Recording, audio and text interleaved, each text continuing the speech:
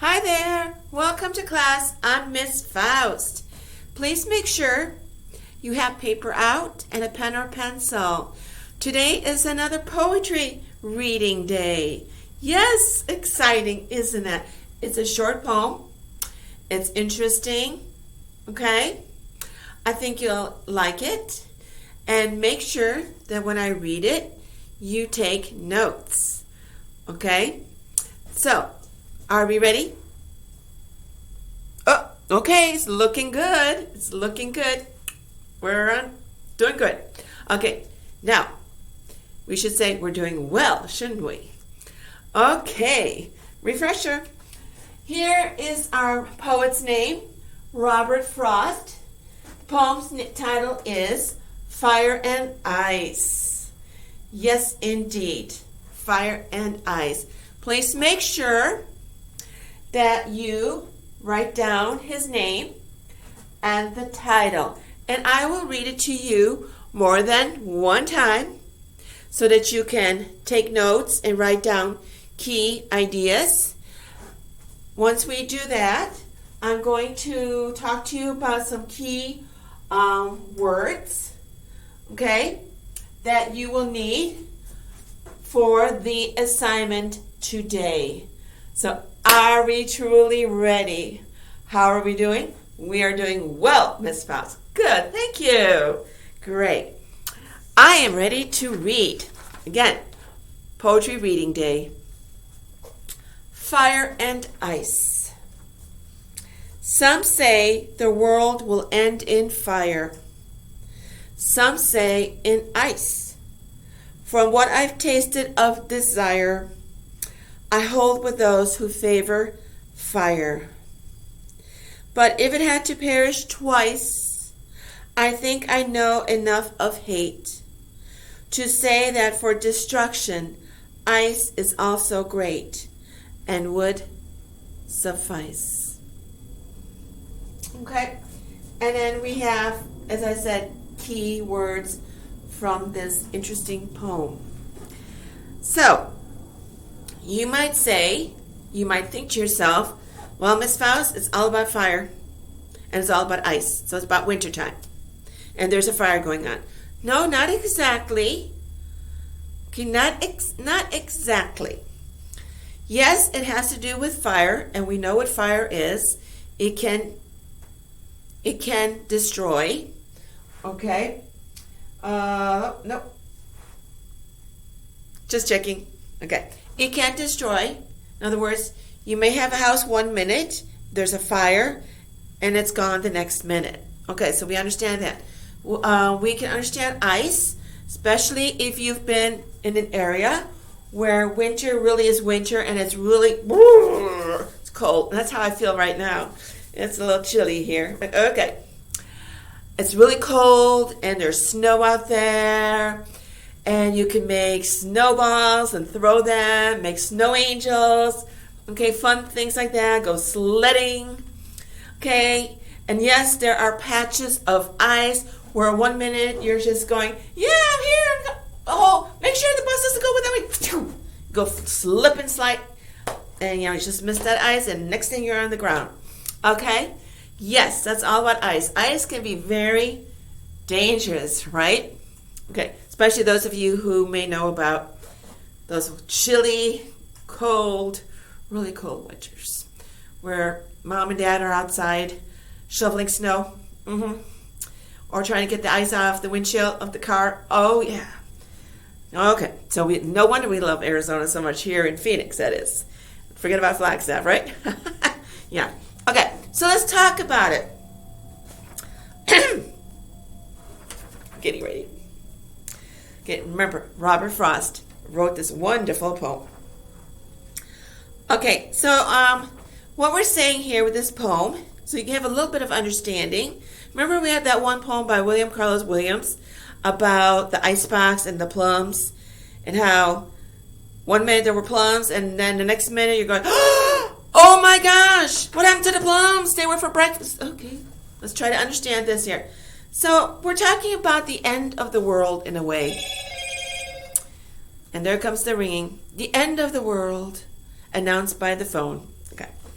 The end of the world. And yes, there are people who say the end could come in fire.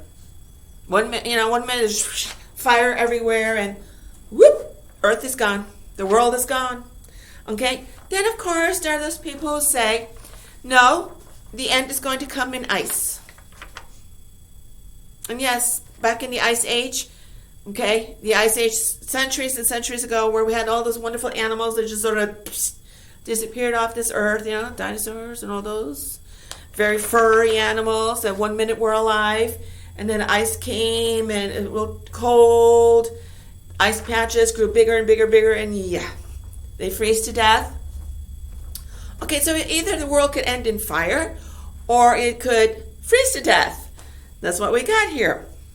Okay, so he's talking about this really strong feeling. Let me check. Okay, good. I just want to make sure I have certain words on the board. In case I don't, I can add it to our list. Okay. So he understands, desire. As I have up on the board, a very strong feeling. When you have a desire for pumpkin pie right now with lots of whipped cream. Ooh, yes, I could just taste that right now. I could just taste it right now. Okay.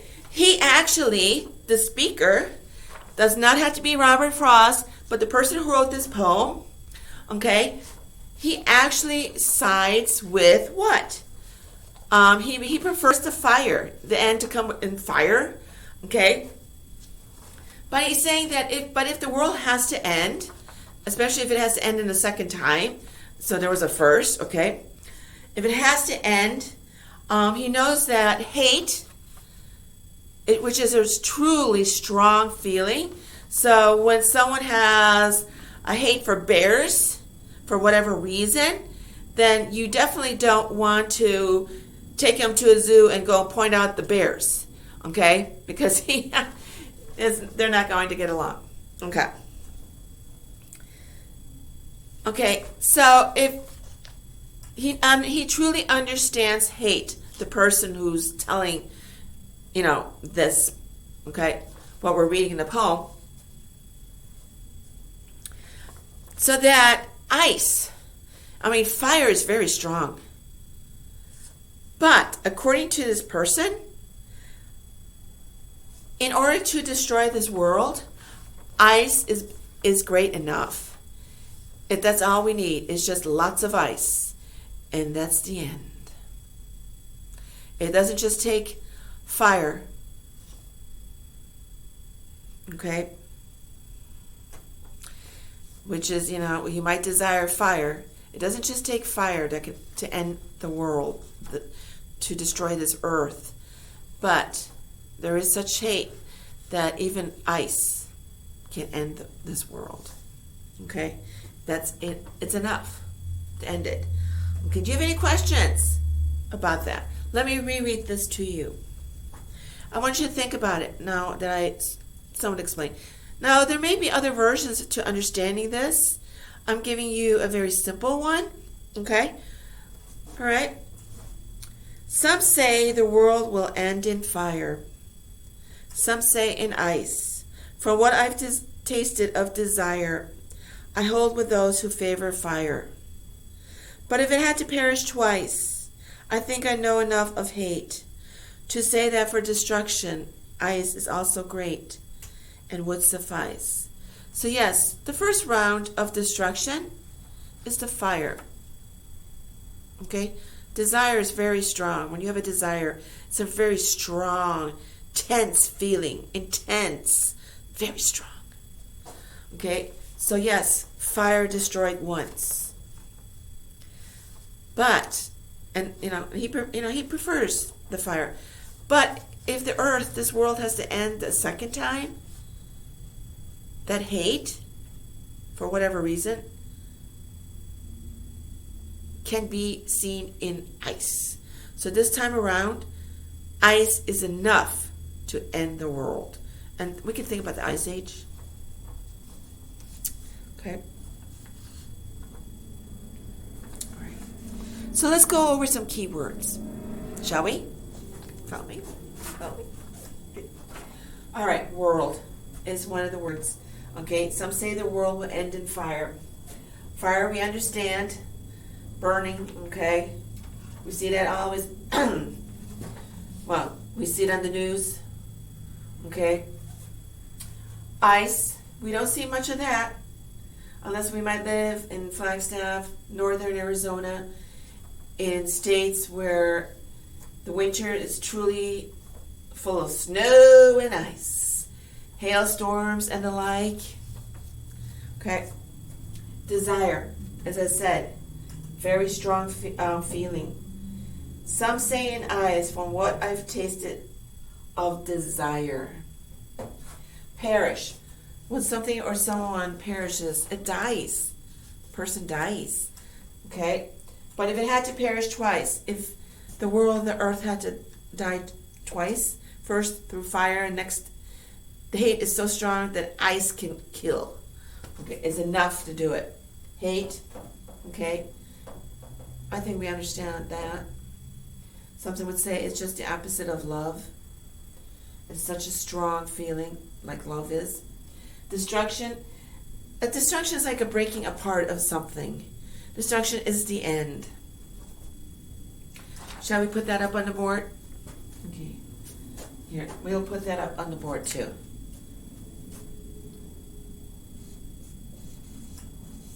The end of. Okay? So, we have perish, die, hate, destruction, breaking apart, break apart, the end of. We'll put an arrow going up. Okay? Alright? And then suffice means when something suffices, it is enough. So, to say that for destruction, ice is also great and would suffice, would be enough. Okay? So I want you to make sure you have these key words, key terms. I'm going to read to you the poem one more time. I want you to think about it, listen closely, and think. Think about it. Perhaps you have a different understanding of it. And if you like, you can feel free to share it with me. You have my address, my email address, okay? Fire and Ice by Robert Frost. Some say the world will end in fire. Some say in ice. From what I've tasted of desire, I hold with those who favor fire. But if it had to perish twice, I think I know enough of hate to say that for destruction, ice is also great and would suffice. Okay. So, perish twice. When we say perish twice, that means it dies 2 times. Twice means 2. 2 times. Okay? And if you're paying attention and really listening, you can hear the rhyming. Okay? A little bit of that. Ice twice. Okay? Suffice. So there's a little bit of rhyme. People like that. Poems that rhyme. The last words of each line, they rhyme. Okay. All right. Any questions? Interesting poem, isn't it? Yes, indeed. Okay, so let's look at the assignment for today. Yes, for today. I want you to make, one moment. Let me see if there was anything else. I don't want to miss anything. There's anything else I wanted to share? Nope, we're fine. I need you to make sure you have this down. Choose 4 words. 4 of the words here. Any one of the 8. Here's 1, 2, 3, 4, 5, 6, 7, 8. So you've got world, fire, ice, desire. Let's see the rhyming. Fire and desire. Okay, so you've got that. We've got that. Will end in fire. I've tasted of desire. Okay. Perish, hate, destruction, suffice. Okay, choose 4. Just 4. And then write 4 sentences. In other words, using these words. In other words, write 4 sentences. You have 4 words. Each sentence will have one of these. So perhaps you have one sentence that has perish in it, another one that has desire, one that has suffice, and one that has world. So you have 4 sentences. 4 words, 4 sentences. Make sure that you underline the words so I know which ones you're using. Does that make sense? Do you have any questions about that? Any questions whatsoever? 4 words, 4 sentences, include the underlining, okay? And yes, indeed, I know you might say, when to do it? I've already said it. Today, okay? Make sure I get it today. As soon as you're done with it, send it on off to me. And I wish you a splendid day. Till next time, ta-ta!